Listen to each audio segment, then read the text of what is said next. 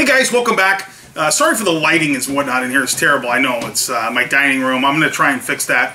I'm not a camera guy. I'm not a studio guy, so I'll do my best to try and figure out. If you have any suggestions, comment them. Maybe I should hire Harvey Weinstein. I think he's looking for work.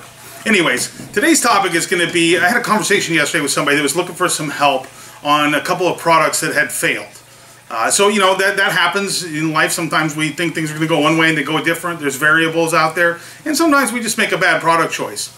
But I wanted to talk a little bit about what makes a successful product, because it seems like we're in this mode of, if you didn't earn a Lamborghini today, then, you know, your product was a failure. So the old adage of, oh, you have to sell 10 a day to make it work, or whatever. And it's probably different for everybody, what your time's worth, what level of effort, etc., etc. I can tell you, for me, I'm kind of in it for the long haul. And as I've said many times, this is a marathon, not a sprint. So the chances of you hitting a home run on your first product are very slim.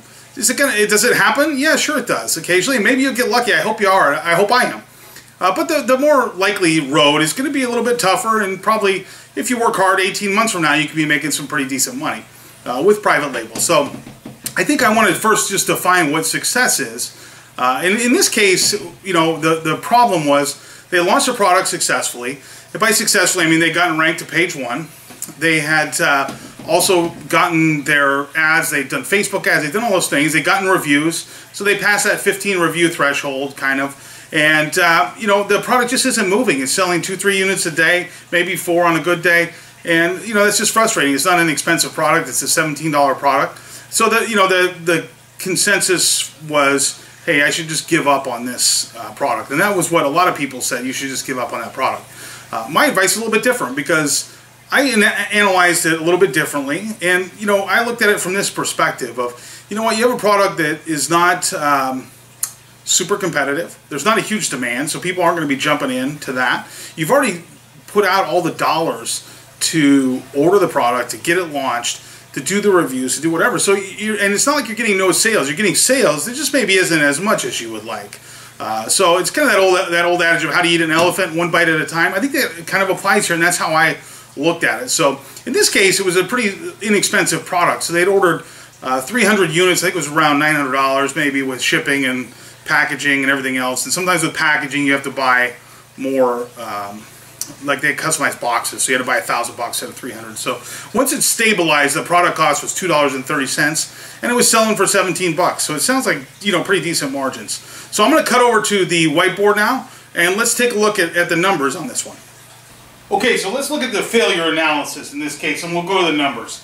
So in this case, the product is stabilized at $16.99. I'm going to round off. The numbers may not be totally exact, so don't crucify me if I'm off by a few cents. But we're going to call it $17 for stabilized sales price. Amazon's fees on this particular product, based on a rough translation, I pulled up something I have similar, are about $5.48. Your PPC, in this case, as we talked about, was stabilized at 14%, so that's another $2.38. The product cost, as we said, was $2.30. So our proceeds per sale are $6.76. Right? Now I would agree, that's nothing to get too excited about. That's not Lamborghini money. But again, we're doing three sales a day. So you're getting that times 3. So our daily take for this one product is $20.28. Multiply that by 365 days in the calendar year, and you're at $7,400.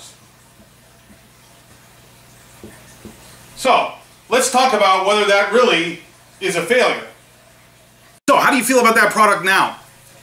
I think, you know, if you analyze that the way that I did, it's taking a different look at it. Everybody wants to hit a home run that makes $1 million and sells a zillion units.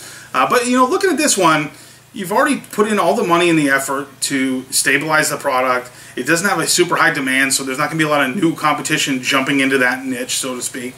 A good likelihood somebody might pull out, so maybe you go from selling 3 a day to selling 4 or 5 a day.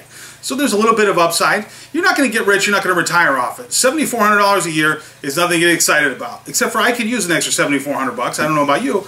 But anyways, in this case, you could order 1,000 units, let's say, and you're covered for the whole year. So it's really on a, you know, the Showtime set it and forget it program of, you know, all you do is refill your order once a year and make an extra $7,400. So again, not a lot of money, but if you do that 10 times, now you're at $74,000. If you did it 20 times or 30 times, so on and so forth. So if I had 20 products that I could totally automate, where all I had to do is place one order a year, I'd be pretty happy with the 150 grand. That'd be great.